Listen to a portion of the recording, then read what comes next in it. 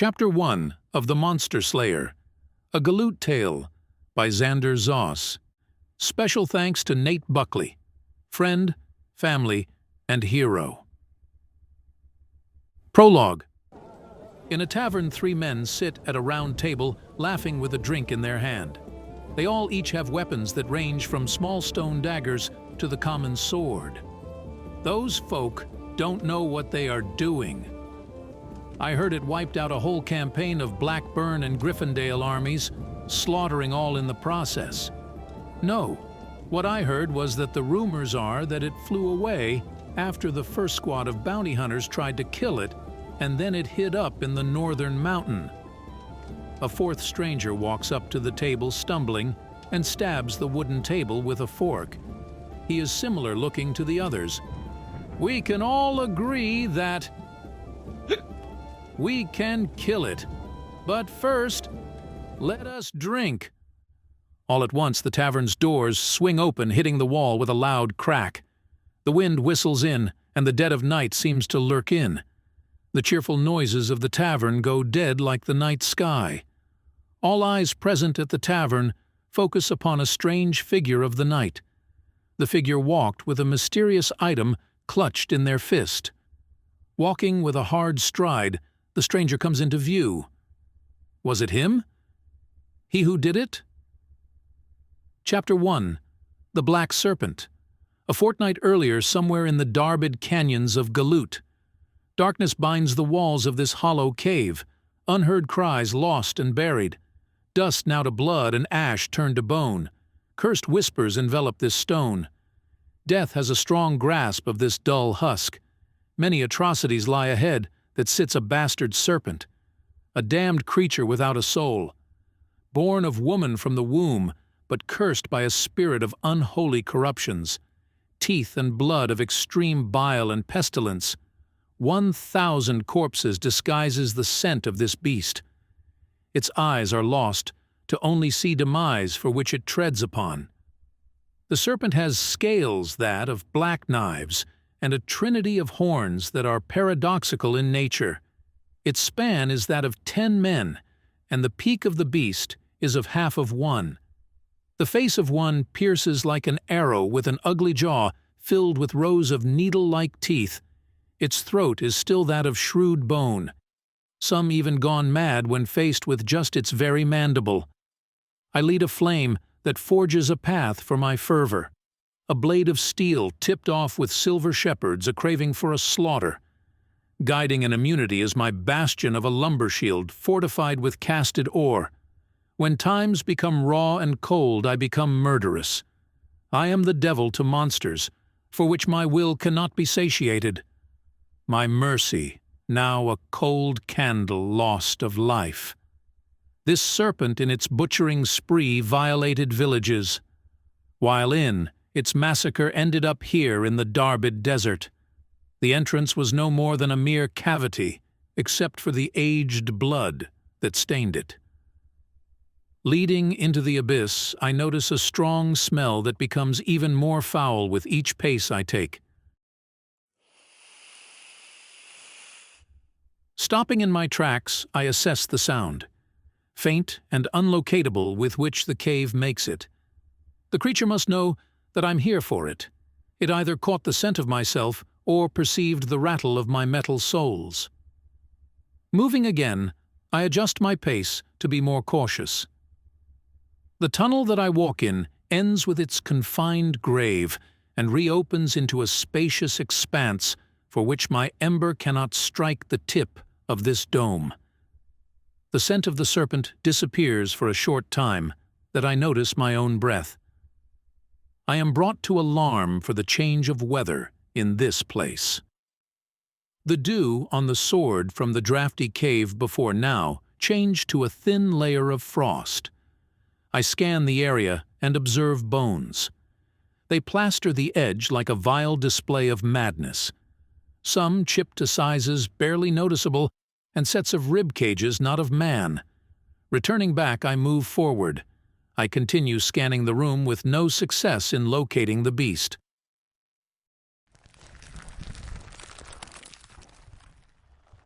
Spinning around, I focus on the shifting noises of moving material. Then I see it. The light of my flame reflexes off the scales of the black serpent to make it gaze like the cosmos itself. It moves off in the distance, curving to me like a charge. Out from the void of darkness, the serpent's shadow begins to take shape. It slithers towards me while I thrust up my shield. It ceases moving and peers at me directly. I square off, preparing for a strike. Lifting itself greater than I, it commences its vile mouth to unseal with a snarl. The noise it births can only be described as that of dying souls. Fluids begin to seep out of the mouth. The serpent then begins to recoil. Immediately I raise my shield and brace with my flame to my back. Striking my shield, the bile forces my arm back, but I stay in my position. The assault only endured for an amount of time. Lowering my shield and guiding my flame forth, I still stood firm, unmoved. The serpent then commences to lunge forward at me. Its rush was alarming. It moved with a sense of savagery and vigor. Eluding its attack by a minuscule amount, I caused sparks to fly forth from the metal of my footing. Withdrawing with quick succession, I fastened distance between the serpent. The serpent blisters forth by arcing around with a coiling motion, reducing the distance between us. Its now laggard momentum diminished from the original strike, but caused itself to not directly meet me with the coiling. I commenced to stride away and brace myself to confront the serpent once more. Once the serpent is no fewer than hardly any paces aside to my left. It lunges itself at my torso with a display of intensity. Striking from where I was not, the serpent missed while I evaded with a bash behind the beast's skull. Pivoting with the wrathful swipe, the serpent immediately collides with stone. A horrid screech befell the serpent, briefly combined with a hastily regaining. I back off once more in tandem with the serpent recoiling back to pursue me. It charges with a revolting bellow that shakes my helmet, causing my skull to pierce with a consuming agony. Getting ever so close to me, it unlatched its face. In its sudden haste, it strikes once more. I position myself to face it head-on and force my shield in the beast's mouth. It bites down hard and begins to splinter my shield while thrashing around. I thrust the beast up to face its ungodly fangs. Its mouth begins to discharge with liquids, and with one motion I take my ember and force it down its gullet, instantly lighting it ablaze. Hastily withdrawing my forelimbs from its mandibles with a solid motion. Treading off, I attempt to detach my blade. With a screech that forces myself to shield my skull, but no use comes from it. Disorienting my senses, I couldn't know the beast's movements. Then, without warning, I lose my footing as I am brought to the ground violently by the beast's body. Plummeting on my right side, my forearm takes most of the impact, but my helmet crashes into the stone with a buzzing that tails after. Looking up, I see the beast erupting flames from its jaws, contorting into a hell-spawn creature from the tales of old that would make any lesser man mad. The fire latches onto the stone of this untrue hellscape. Getting back to my knees, I notice that the ceiling is dripping fire like a wicked hellstorm. The cave now looks not like rock and stone, but of an infernal fire that lights the entirety of this hellish abode. Now hardly to my bearings, I narrowly avoid a wave of ignited fury that traverses over and above myself. The beast now peers at my soul with a controlled agony, with hell in its eye. Arising strong, I lure my blade from my stern and tip it toward the beast. Within a short moment, I stand before the beast in near silence, defying it. Then we both tear forward. The beast lets out a war cry with fire as sparks trail my soul. My eyes rage. From one moment to the next, I was literally ablaze from the beast. Lunging to my knee, aimed towards the beast's side rather than head-on. Together with one arm, I drive forth to the beast's gullet with my blade, halting in each other's trail. Gazing at the mass, its functions cease. Prying my forelimb out along with fire. Glancing at my frame, flames roughly cover it. With a sharp movement, I thrash my arm down, slaying the fire that engulfed it. Focusing at the beast, I noticed that the sword pierced through the rear of its skull, although not all the way. The mouth lies wide awake. Lying dormant, the beast is motionless. Smoke billows out from the eyes, nostrils, and mouth. Stepping towards the edge of the beast, I take hold of the crest of its lip to reveal the sword. Lifting it, a wave of smoke flies forward. Looking down, the beast, a faint golden luster then appears in the throat. Without notice, the beast wildly thrusts with a slash of teeth. Then, driving my place behind the beast, I grapple it with both hands on the peak of its ugly face. Lifting it up, a surge of flames soars forth. Everything my might was summoning is being used to keep the beast at bay. This monster will know not of freedom for its final moments in this hell. Its quantity of fire was lessening with weakened thrashing. With time, the beast shuts down. Sporadically, the beast would jerk uncontrollably, as the fire, not being a steady stream, acted more of a sudden explosion. Then, a billow of dark smoke only departs the kisser. Movement fades away and dies. Heaving the beast to the ground, I clench my fists. As the beast collides with the ground, the sword pierces even further. Pacing heavily before the beast, I utter, "I'm fireproof, you're not." Immediately after, I raise my foot with great height, following it down with force. The sword pierces through with completion, with smoke crawling up it. Staring at the slain beast, I feel as though the world is a bit less cold. Grasping from my back belt, my hand lures out a torch piece to make into a flame. Turning my attention up, I scan for a loose ember that will descend from the head of the dome. Locating an ember, I march to where it would rest on the ground. Plucking the ember from mid-air, my torch combusted to a flame worthy enough to light one's way. Trekking forth to the slain beast, I once again pry open the mandible, revealing not a jaw of flesh, but of charred bone. Still a steady drift of shallow smoke courses through the splintered teeth.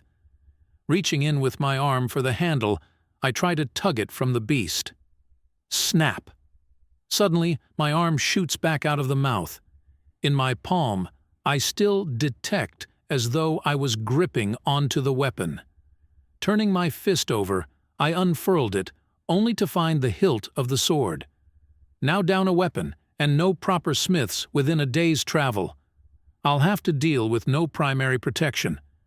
Not worrying about this matter any longer, I pull a hunting knife from my side belt and decide where to make the first incision. Standing over the beast, I conclude to take the top skull. Beginning at the base of the pivoting joint, I force the aged knife between the scales. I haul with great effort, and eventually the scale shatters like glass in 1,000 pieces. Repeating this around the base of the head, I then display the uncovered muscle. Proceeding to cut the tissue, I continue.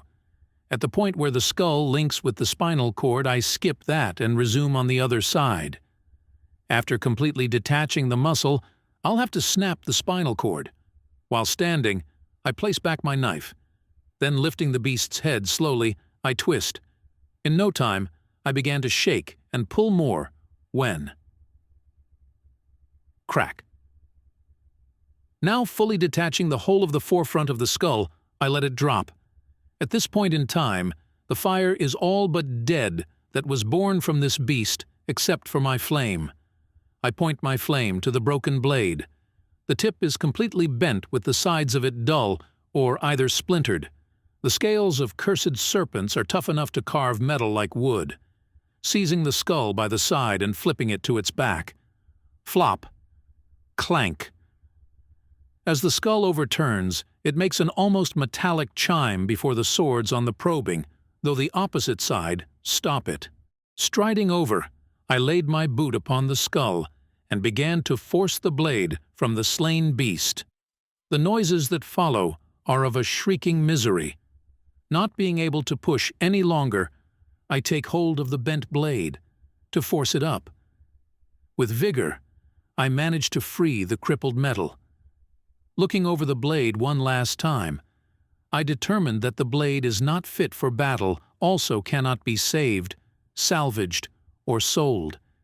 It had served its intended purpose, tossing it away to the dark depths of the cave, where it will lie with the remains of countless other slain creatures. Then I peer back to the beast with a thought. Once more with my knife I crouch down to the beast's corpse. Taking hold of a scale, I precisely make incisions encircling it. With a slight bit of pressure driving it out, the scale dislocates onto the stone floor. Rattling on the floor, I observe it. Carefully, I lift it and inspect it closer. Just like the glass, formed by volcanoes themselves. It appeared to be almost even darker than the shadows in this wretched place. Stuffing the scale in my belt, I continue to gather a few more fragments of the beast. After I was satisfied with the number, I began to forage for some cord. Getting a hold of some, I began to bind this foul serpent's skull. Managing a crude contraption, I should be able to carry it on my back. Hoisting it upon myself, I then bear the strenuous weight. Next, I set out for the exit of this damned pit. Marching out, I again notice the temperature fluctuation. Not nearly as much as before. I do believe it as a result of the fire. This cavernous stone leads with a shaft that is almost calm. No juts or jags for which the path is nearly straight with the infrequent tight patches. Sand soon finds my pace, and in time I locate a luster. Then I embark on the next battle ahead.